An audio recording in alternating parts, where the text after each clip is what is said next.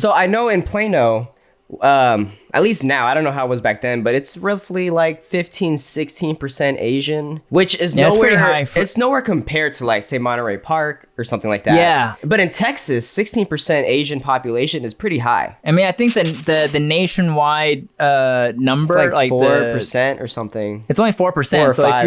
if you're above 4% at your school, you know, you're in good company in terms of having a relatively big Asian population. But when I moved out to California and I spent time in Monterey Park and Alhambra and stuff, I'm like, dude, Monterey Park schools, like if you could flip through the yearbooks, it's literally like 80% Asian. No, I'm lying. Like maybe 60% Asian, you know, but like, or like I have a friend, he lives in Arcadia.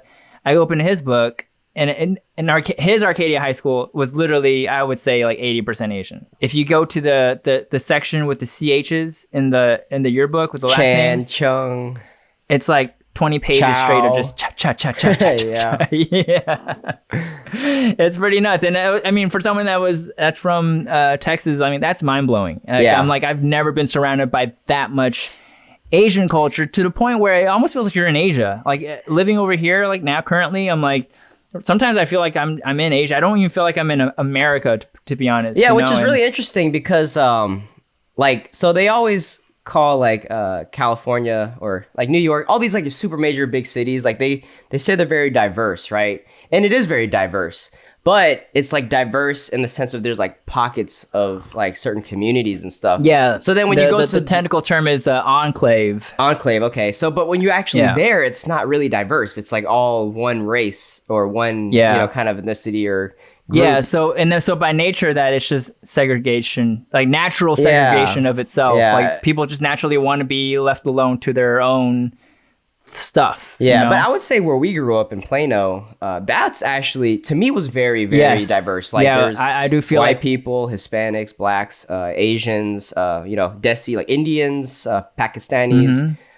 We even had like the neighborhood next to us. There was like a lot of families that were like Kurdish, which you might not even know what who the Kurds are. I'm drawing a blank. Yeah, Yes. but like there was What like is that? I think they're an ethnicity that don't really have their own country. I think they kind of land in like the Iran, Iraq, Turkey area. I could be wrong, Okay, but like okay. they kind of live in different countries and have their own area, and there's like a lot of political stuff around them. But like I didn't even know who they were before, but I grew up around a lot of them.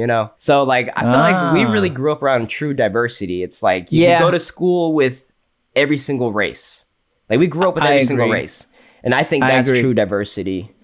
Right Yes, there. because like with Tiff, like she grew up in a Mexican American bubble, like so for her, she thought it was normal to just be surrounded by Mexican people. She thought, she was like, America's just comprised of Mexican Americans, and what we see on TV is like, that's really weird. I don't That's know like what they're- fantasy land like, or something. like Full House, like who are these people from, and not until she got older and she's like, oh, I'm in a pocket myself, Yeah. And, Same thing with Diana, like where she grew up. Well, she ended up going to like a performance arts school for high school, so that was more diverse for her. But like, like where she grew up and stuff, it was like predominantly all Hispanics, and like probably like zero Asians,